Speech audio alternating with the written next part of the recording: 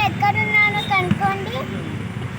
ఏమో గుర్తుంది కదా, ఇది ట్యాంక్ బండ్. చూడండి ఇప్పుడు ఇది ఉందా, చార్మినార్, గోల్కొండ, ట్యాంక్ బండ్. చూడండి ఈ టైంలో ఐస్ గోల్కొండ క్రీమ్ ఎప్పుడు తింటే చెప్తే? చాలా బాగుంది. చూడండి వాటర్ వాటర్ ముందునే అక్కడ